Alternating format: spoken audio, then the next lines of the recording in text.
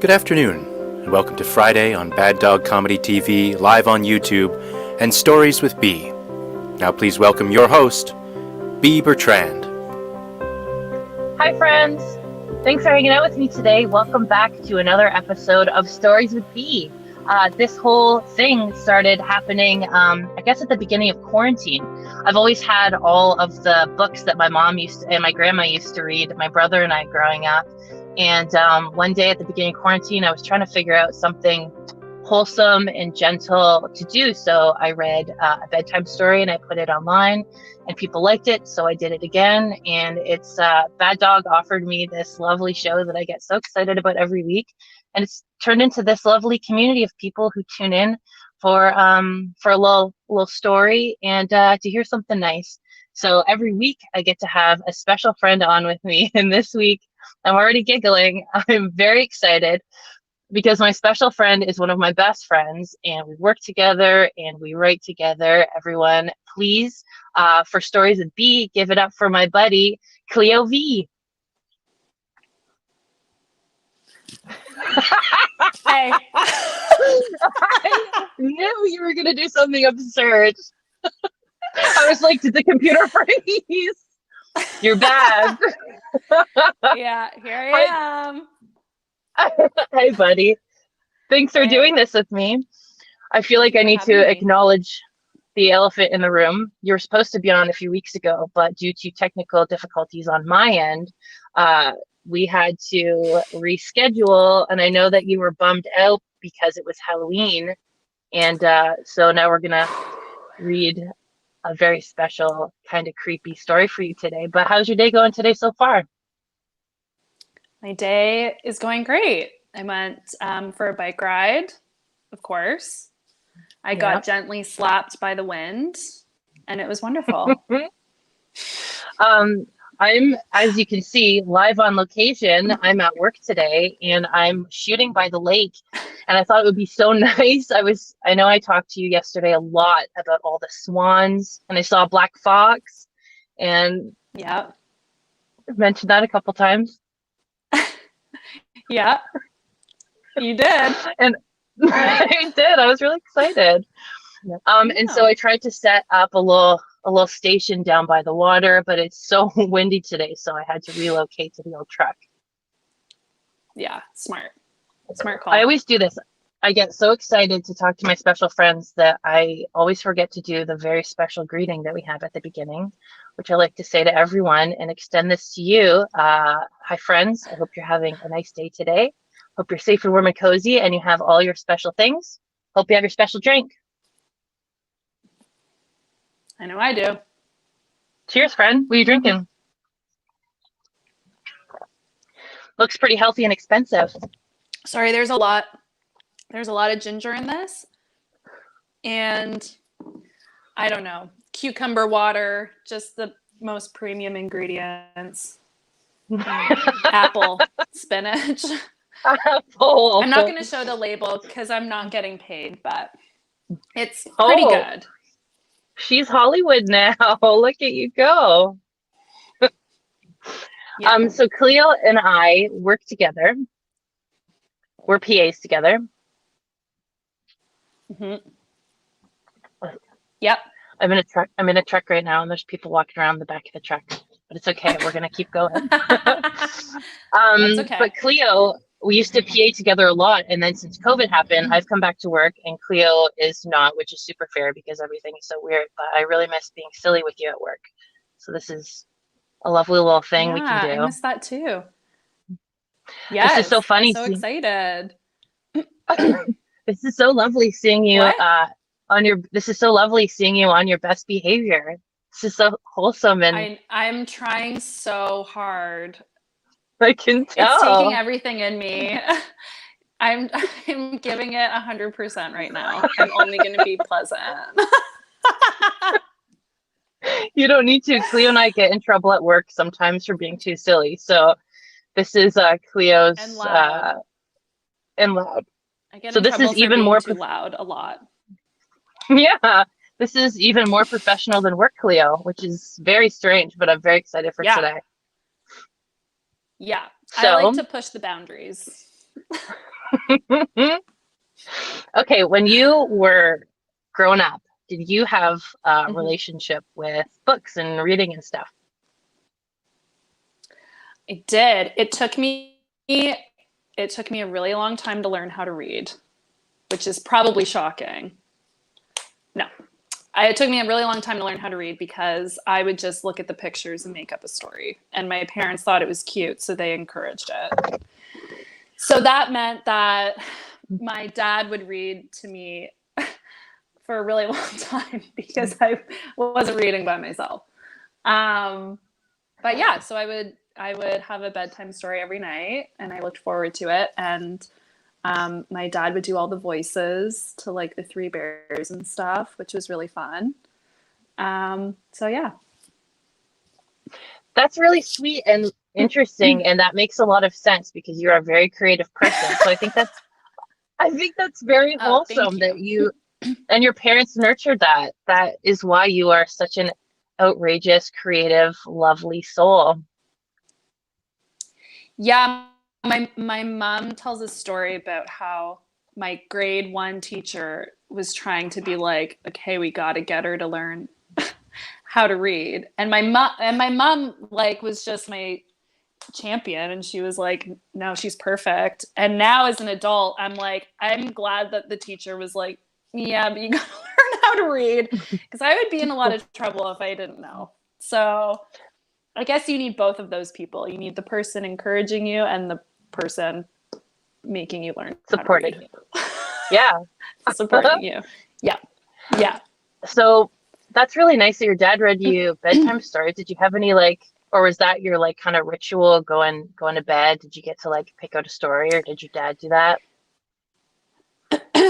Yeah, we had I can't remember like the ones that we would read a lot. My dad reads a lot. So he would often just like retell stories.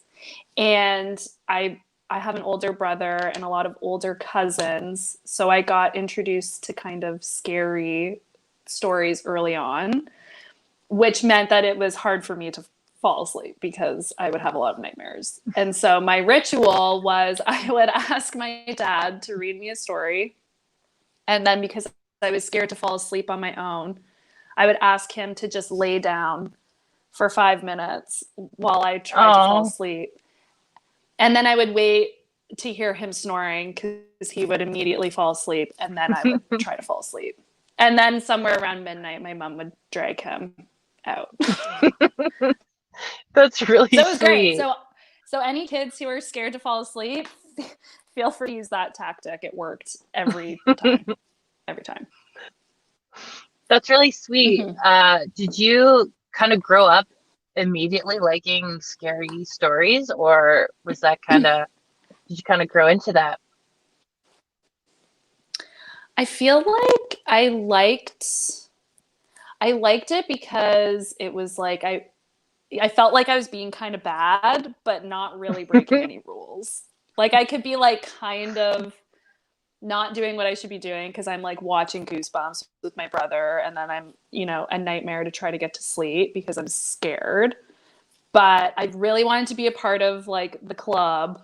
So, when your sibling is 4 years older and most of your cousins are into all that stuff, you get into it. And then I got really into it, and was like sneaking into scary movies and stuff, which is fun. What scary movies? The first scary movie I snuck into was White Noise with I can't remember who's in it, but it's like there's ghosts in the TV static. So that was the first one that I snuck into. And then for my birthday party one year, I had a slumber party, and my dad took me to Blockbuster to rent a movie. And he said I could rent any movie I wanted because it was my birthday. I think I was 12. And I rented The Exorcist. And then that caused Classic. issues with that caused some issues with my friend's parents.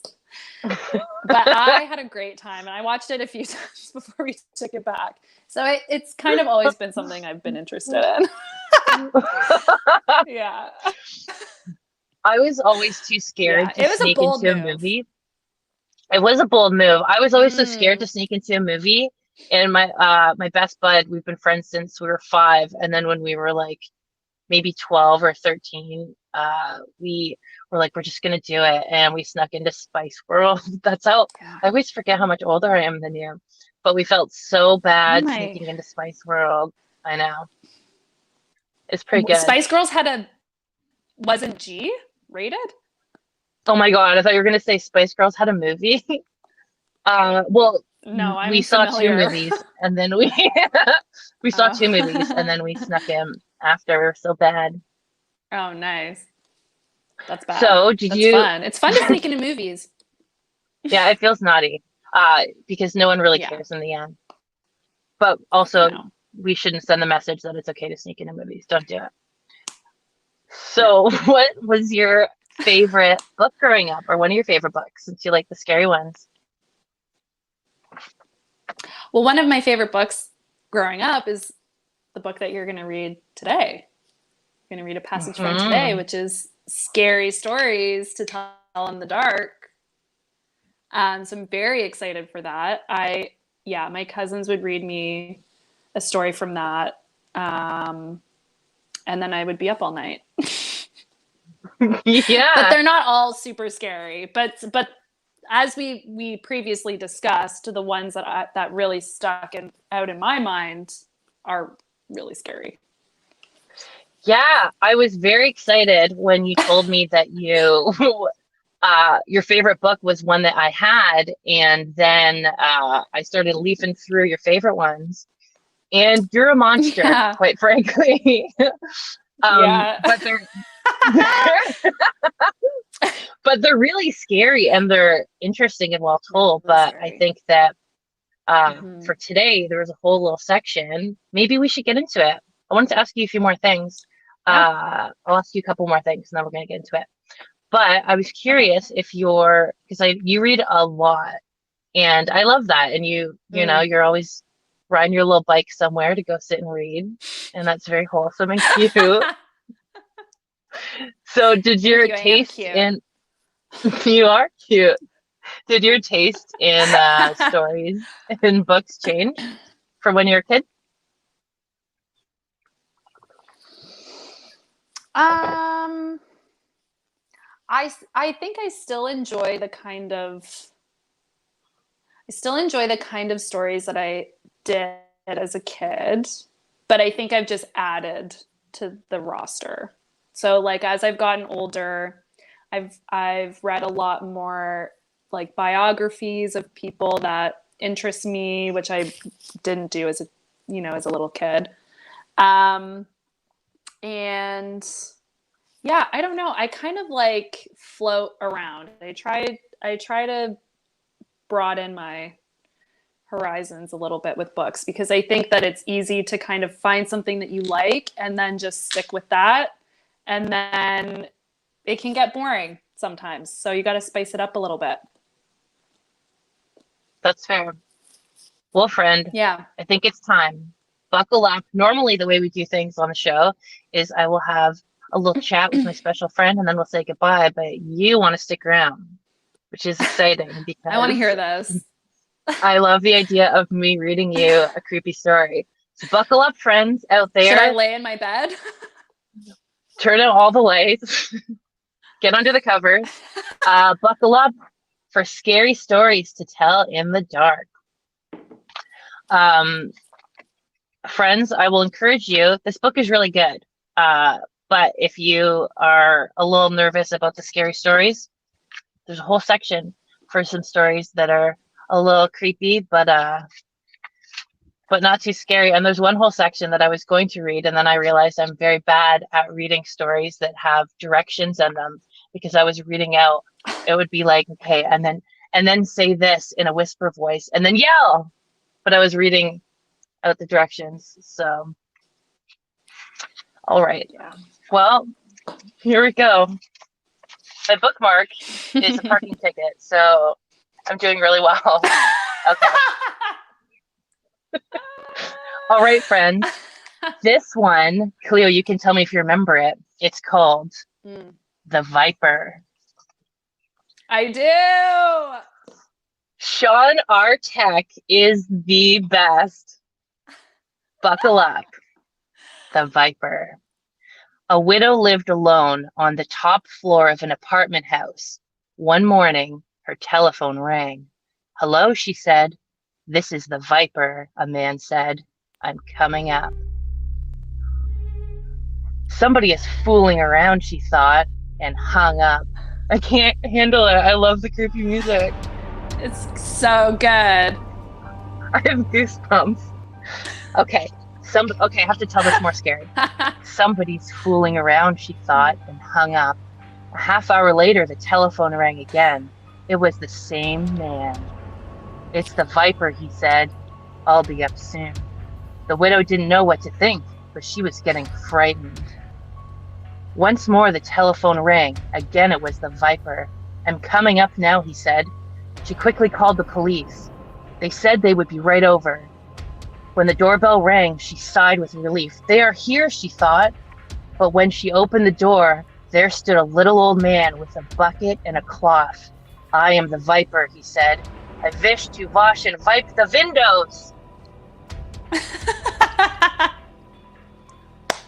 It was the Wiper. Classic. Thank you. Okay. Sean, you crushed that music. Okay, be serious. That was so good. I got shivers. Thank you. Okay, here's the attic. A man named Rupert lived with his dog in a house deep in the woods. Rupert was a hunter and a trapper. The dog was a big German shepherd named Sam. Rupert had raised Sam from a pup. Almost every morning, Rupert went hunting, and Sam stayed behind and guarded the house. One morning, as Rupert was checking his traps, he got the feeling that something was wrong at home. He hurried back as fast as he could, but when he got there, he found that Sam was missing. He searched the house and the woods nearby, but Sam was nowhere to be seen. He called and he called, but the dog did not answer. For days, Rupert looked for Sam, but he could find no trace of him. Finally, he gave up and went back to his work. But one morning, he heard something moving in the attic. He picked up his gun. Then he thought, "I'd better be quiet about this." So he took off his boots, and in his bare feet, he began to climb the attic stairs. He slowly took one step, then another, until at last he reached the attic door. He stood outside listening, but he didn't hear a thing. Then he opened the door and At this point, the story...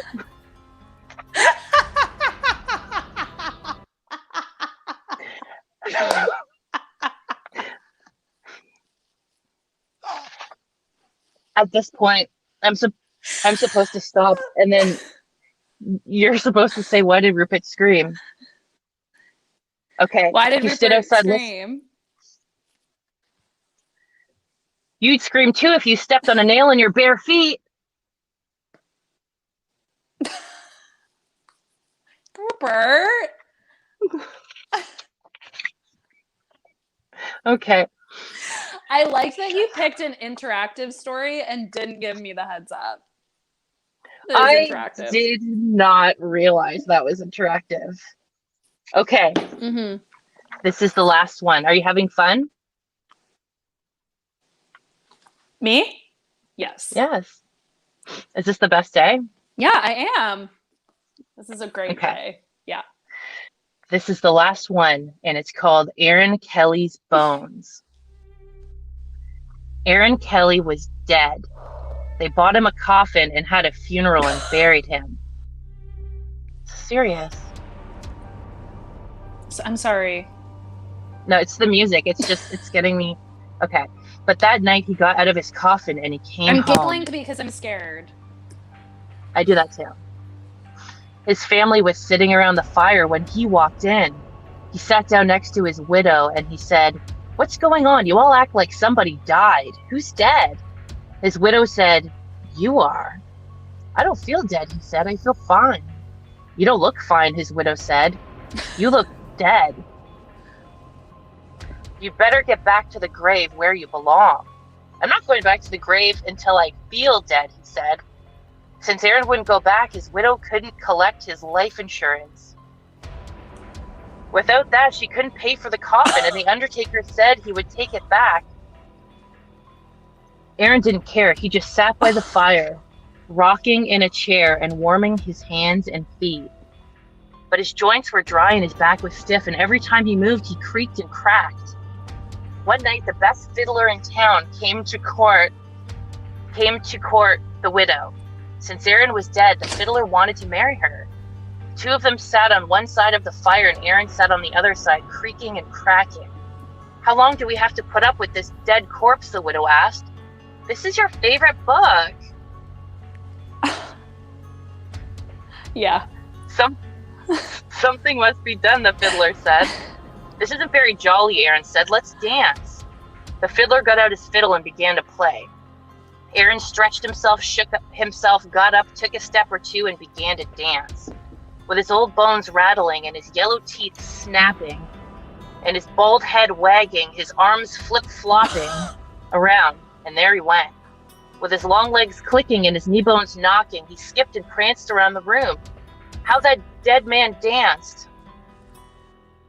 But pretty soon a bone worked loose and fell to the floor. Look at that, said the fiddler. Play faster, said the widow. The fiddler played faster. Crickety-crack, down the back, the dead man went hopping, and his dry bones kept dropping. This way, that way, the pieces just kept popping. Play, man, play, cried the widow. The fiddler fiddled, and dead Aaron danced. Then Aaron fell apart, collapsed into a pile of bones, and all his bald head bone that grinned at the fiddler cracked his teeth and kept dancing.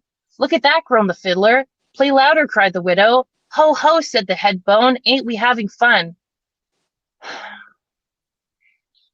The fiddler couldn't stand it. Widow, he said, I'm going home, and he never came back. The family gathered up Aaron's bones and put them back in the coffin. They mixed them up so he couldn't fit them together. After that, Aaron stayed in his grave. But his widow never did get married again. Aaron had seen to that. I think I should have probably left it at the last one. That was a lot. That is a lot to unpack. That was scary stories to tell in the dark. Are you happy?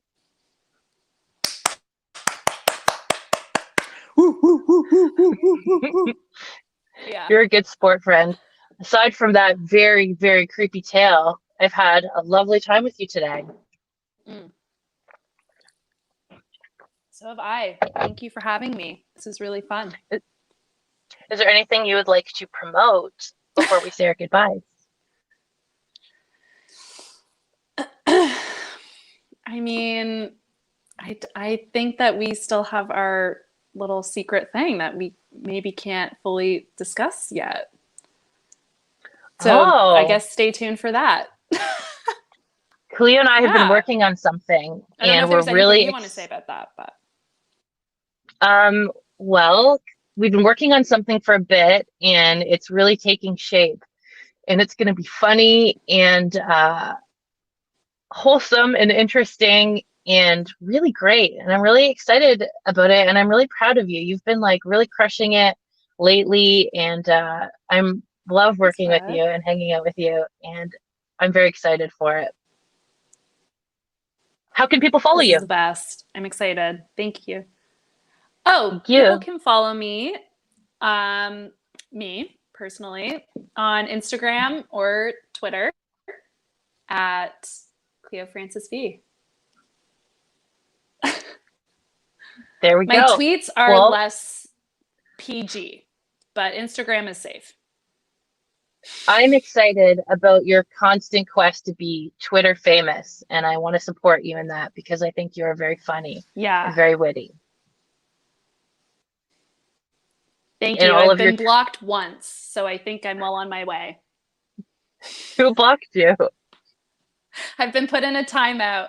I was put in a timeout by Ted Cruz's people. Or just someone who likes Ted Cruz. So fair. So I'm well on my way. That's you are, and I'm excited. Yes. And You're a star, my friend. So this is the point in the show where we tell people there's a link below. If you are able to, if you have the means, if you want to donate to Bad Dog, there are so many people working so hard to put out content like this, and a lot of really awesome, diverse, important shows, and such great content. And everyone's just doing their best and working so hard. So if you're able to, please donate. Thank you so much to Bad Dog. Thank you to Sean, our tech, and to Coco, who produces everything. Cleo, I hope, and everybody out there who is watching, I hope that you have a very nice day today. You did your best, and your best is more than good enough, and I'm really proud of you. Cleo, I'm really proud of you, and I love you a lot, and I appreciate you, and I had a lot of fun with you today.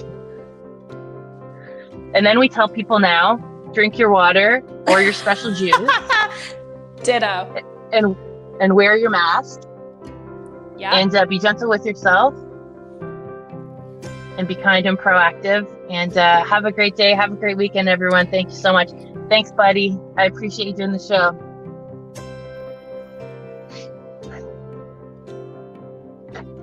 Mine's in my coat. And my coat is under a lot of things in my truck. But I love your mask. And I appreciate you.